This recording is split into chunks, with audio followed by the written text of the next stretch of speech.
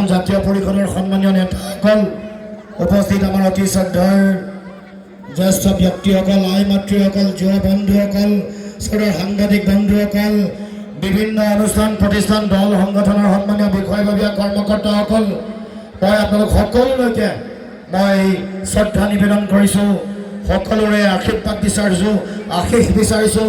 আগন্তুক দিনসমূহত অসমৰ মাটিৰ পৰা সাম্প্ৰদায়িক শক্তিক উৎখাত কৰি অসমৰ জনগণক ন্যায় দিবৰ কাৰণে, জুবিনদাৰ হত্যাৰ ন্যায় দিবৰ কাৰণে আৰম্ভ কৰা যিখন মহাসংগ্ৰাম, এই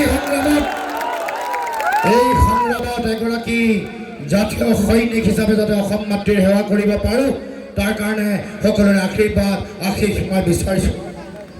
এই কথা প্ৰমাণ হৈ গ'ল যে এই বিধানসভা সমষ্টিত দিগন্ত বৰ্মন ডাঙৰীয়াক যোৱা বছৰতকৈ বেছি ভোটত এই সমষ্টিবাসী ৰাইজে জিকাব।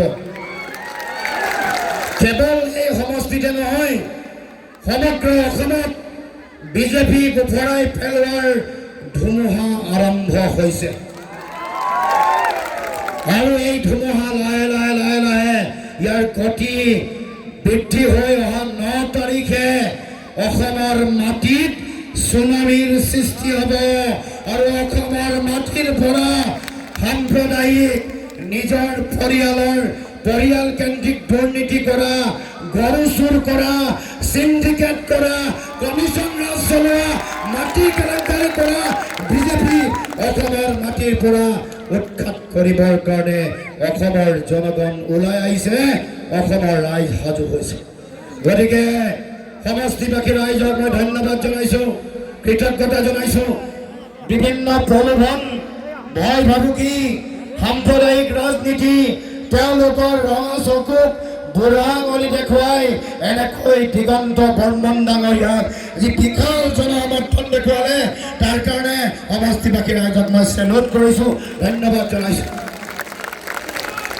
ৰাইজক ভয় খুৱাব পাৰিব, ৰাইজক ভৰিৰ তলত গুলীওৱাৰ ভয় খুৱাব পাৰিব, ৰাইজক অৰুণোদয় আঁচনি কঠোৰ ভয় ভাবুকি খুৱাব পাৰিব, 10,000 টকাৰ নিদিয়া ভয় খুৱাব পাৰিব, কিন্তু জনগণৰ যি অধিকাৰ, জনগণৰ গণতন্ত্ৰ শক্তিশালী কৰা, গণতান্ত্ৰিক ঐতিহ্য গৰিমা সুৰক্ষিত কৰা, অসমীয়া মানুহৰ ন্যায় প্ৰতিষ্ঠা কৰাৰ যিটো যাত্ৰা, এই যাত্ৰাক বন্ধ কৰিব নোৱাৰে, স্তব্ধ কৰিব নোৱাৰে, মুক্ত কণ্ঠ বন্ধ কৰিব নোৱাৰে, স্তব্ধ কৰিব নোৱাৰে। সেইকাৰণে মই ভাবোঁ যে অহা 9 তাৰিখে আপোনালোকে সকলোৱে ওলাই আহি আমাক অতদিনে কৰি থকা যিবোৰ অন্যায়, অবিচাৰ, অত্যাচাৰ, মানুহক বিভাজন, ঘৃণা আৰু সংকীৰ্ণতাৰ বীজ জাপি দি আমাৰ হাতমপুৰকীয়া ঐক্য সমন্বয় সম্প্ৰীতিৰ ঘৰ বেটি যি ভাঙিব খুজিছে, মূল্য বৃদ্ধি, কৰ কাটল বৃদ্ধিৰে আমাৰ সমাজ যিধৰণে কোঙা কৰিব খুজিছে, এফালে মানুহৰ বস্তুৰ দাম বঢ়াইছে, আনফালে তেওঁলোকে কৰ কাটলৰ বোজা জাপি দি সাধাৰণ জনতাক সৰ্বশান্ত কৰিছে, চামুচেৰে দিছে, বেলচাৰে জনতাৰ পৰা লৈ গৈছে। মই যিগৰাকী সংগীত শিল্পীয়ে গানটো লিখিছে সলনি কৰিব কৈছোঁ, বেলচাত এতিয়া জেগা নাইকিয়া হৈছে, এতিয়া ইমান জনতাৰ পৰা ইমান হৈছে, এই চৰকাৰখন জনতাৰ টেটু চেপি তেজ খোৱা চৰকাৰ। এতিয়া বেলচাত জেগা নাই, এতিয়া ৰাইজৰ পৰা যিটো শুকান চলিছে, এইটো পোনপটীয়াকৈ JCB লগাই ৰাইজৰ পৰা লৈ গুচি গৈছে। আৰু যদি বিজেপিক চৰকাৰলৈ অহাৰ সুযোগ দিয়ে, চামুচেৰে দিব আৰু জনতাৰ পৰা ফকলেন লগাই জনতাৰ পৰা শোষণ কৰি লৈ গুচি যাব। গতিকে ৰাইজ, সময় আহি পৰিছে, আমি এখন নতুন অসম গঢ়াৰ সময় আহি পৰিছে।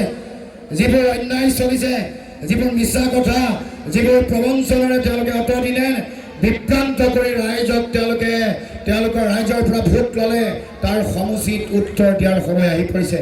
এফালে তেওঁলোকে অসম চুক্তিক নস্যাৎ কৰিলে, 6 নম্বৰ দফা কাৰ্যকৰী নকৰিলে, 50,000 বিঘা মাটি তেওঁলোকে আম্বানী, আদানী, ৰামদেৱক দিবৰ কাৰণে উঠি পৰি লাগিছে।